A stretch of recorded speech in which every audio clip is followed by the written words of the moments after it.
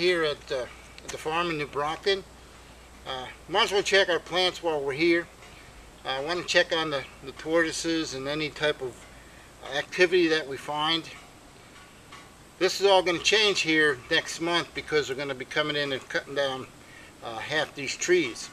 So the landscape and everything will start to transform. You change one thing, it changes just about everything else. So we're going to go and make a check and make sure everything's kind of copacetic here, our plants are okay, and then we'll come back when we're cutting and keep an eye on our tortoises and our plants. Try to stay out of the way, but if you've never seen a logging operation, it's quite an operation. So maybe we can get some video and show you what it's like to cut trees here in the south. You can see these plants are still alive, so we put a little bit of water on them. There's one here, there's one over here. Now this hole is an active hole. You can see the dirt that's all being, but there's a lot of other activity in this hole that you can see.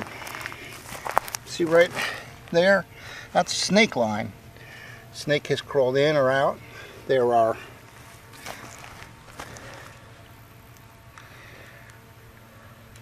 paw prints. If that's not a dog, it's definitely a coyote. And they've been digging. See how they've been digging, trying to get into this hole? They pulled the top down, but the actual tortoise hole is down there. So he's been pretty safe, but they're definitely trying to get at him. One thing is, it's possible that they may have run into that snake when they were trying to dig that tortoise out. But there's a bunch of good tracks here from coyotes, the snake trail, the dig marks. Definitely a lot of activity here at this hole.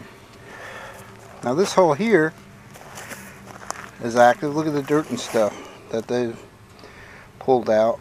But there's something here that makes this one strange too. This is a hole within a hole. That is probably a snake hole or some other type of small. I didn't think around this would be a snake, but it's in this hole. So this area is active with a lot of different creatures. That's for sure. And I'm hoping that those two plants survive here and start to fill out.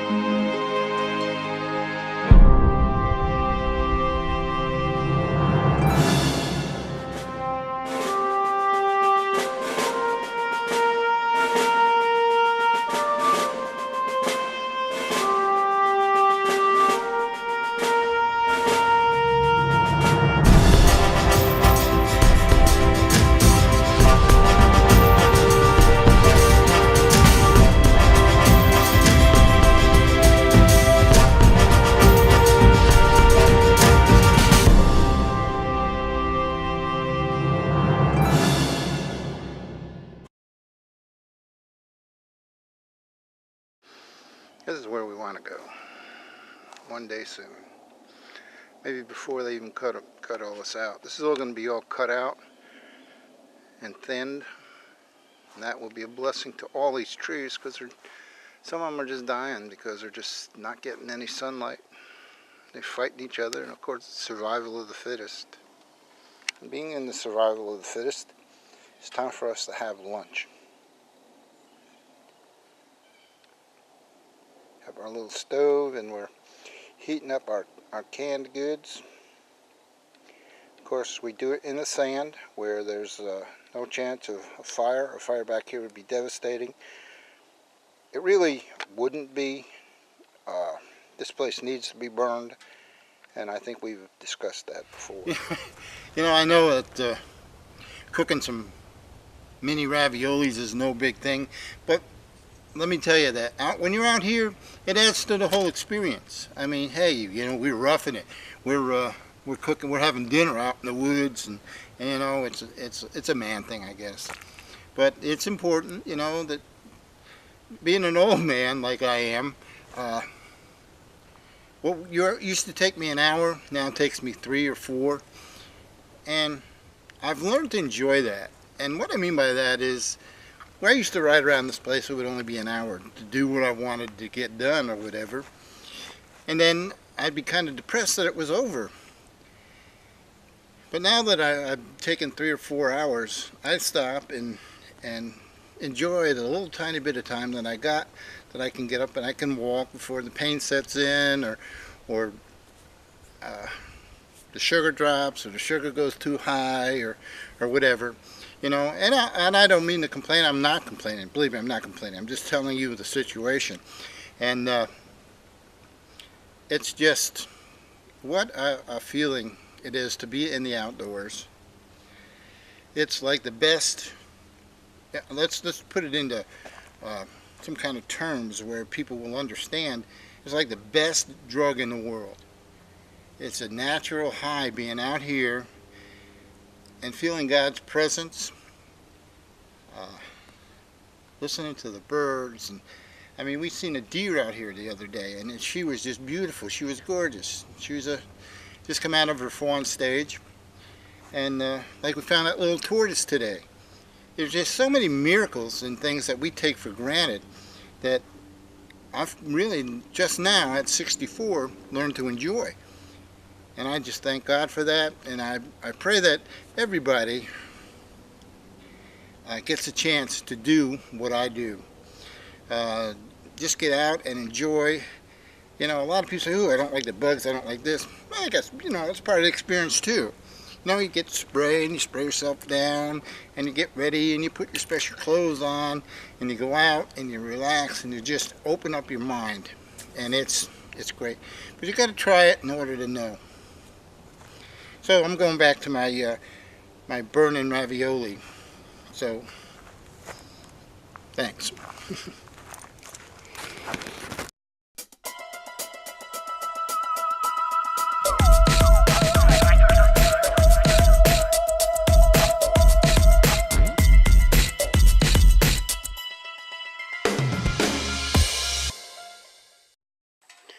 Wow, has this mullein started to shoot up or what? Here we thought that it wasn't in its second year, and it's already up to there, and it's beginning to flower.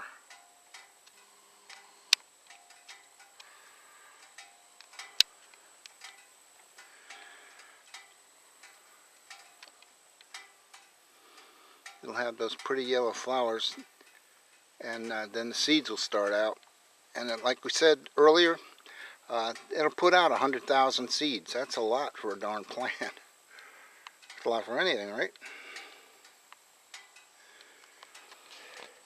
These are the flowers that will be on this mullein plant. You can see the buds go all the way down here. It's a hairy little thing, ain't it? And see the bug? Oh, there's even a lizard. Hello, Mr. Lizard.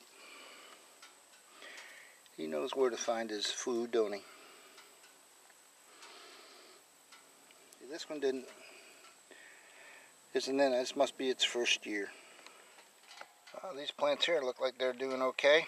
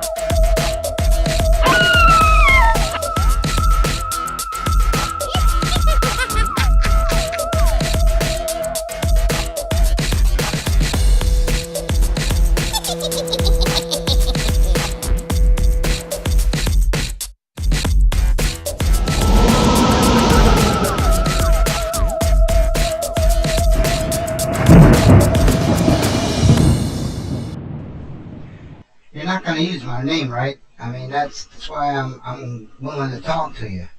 You can't use my name. These people scare me. I never, and it only happens at Halloween. There are ghosts and goblins and all kinds of stuff. Oh, you just wouldn't believe. Anyway, now what do you want to know? Yeah, well, it starts like, oh,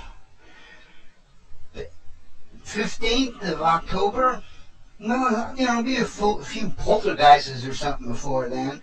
But around the 15th of October is when things start getting real crazy around here. You know, me and the girls, we're trying to relax before hunting season. You know, it only starts a few days after that, so we're kind of jumpy anyway. But you know, when these things start chasing after you, yeah, no man, it's a whole different world. You know, and then after that gets done, then the bucks start chasing after us. So you just can't win. You don't get a chance to relax. You know, in the summer you got the babies, and when they get grown up, then the Halloween comes, and the ghosts start chasing you around, and then the bucks start chasing you around, and then the hunters start chasing you around, and if you make it through that, then it starts all over again. But okay, what? Oh yeah, I've seen people hanging in these trees. My mama used to talk about, you know, things that humans used to do. They got in a family feud one time, and they started shooting each other, and then they went and captured some of them, and they hung them from the tree. Yeah. Daddy Buck told me once that some guy was riding a horse through here and got too close to a branch, and the branch snapped and took his head off and some other stuff. So he's out here during that time. He's scary looking, man. I mean, he's scary looking. And there's just all kinds of stuff. You have to come out here and look for yourself. That's all I can tell you. Look, I'd really like to talk to you some more, but I gotta relax. You know, it's almost time. But you know, please don't use my name. You know, I don't want these guys coming after me again. Okay, well, if I can help you, look for me. All right, bye.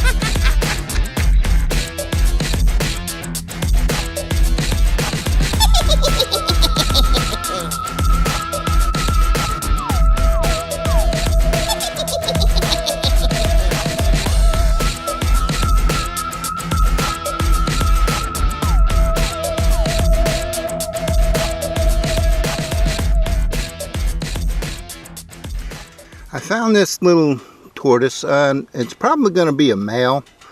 It may not be. Hopefully he's alive, but well, he's moving. I think he may be, he's brand new. And I'm hoping he was upside down here on the side. And he's got a lot of water in him. But his leg just moved. See his leg moving? Watch. There it moves. And I'm hoping I'm going to turn him over. He's just brand new. Look at him. Isn't he gorgeous? I'm going to turn him over and see if he'll come out or he'll move. And this is a baby tortoise. And he is definitely a baby. He has just a few weeks old. And it's hard to tell whether he's alive or not. And you can see how small he is. I mean, look at me holding him in my hand. And I'd like to know, I mean, it looks like he had just dug himself out. See the dirt on his little claws? And he's dirt on the shell. But he was upside down. And I don't know if he could have survived that or not. But this is definitely a baby. And I just happened to see him. He's upside down. And it was hard to tell whether it was a turtle or not, a tortoise. And it is. It's a baby tortoise. And it's hard to distinguish whether it's a male or a female because the ridge hasn't quite developed. I'd almost say that it's going to be a male. But there's definitely a lot of water and stuff coming out. But I don't know. He hasn't popped out. He's in the shell. And I don't know where I should put him. I'm going to put him on that apron, I think. See if he goes in that hole. Put him there. This would be a good find if he's alive. If he's not, well, he's pretty protective for being, if he's dead. I mean, he's all squished up in there. So we'll see. Well, we're going to leave him here, and we'll come back and check him later. It almost looks like he's moving a little bit, but that could be my mind. I hope he's gone when we come back. As you can see, our little baby tortoise is no longer sitting there. So he was alive. He was just scared like crazy. And when he finally felt that there was no more danger, he probably crawled into this hole here. And hopefully one day he'll grow up and have babies of his own. And I want to thank God for that. I was a little worried. Of course, the water that we seen dripping out of him was him peeing, but he's gone. Nobody came and ate him. He just got up so you can see the little crawl marks. He crawled right on down the hole. So we thank the Lord for that, and pray that he'll grow up to be big and strong and have babies of his own. It makes everything well worth it.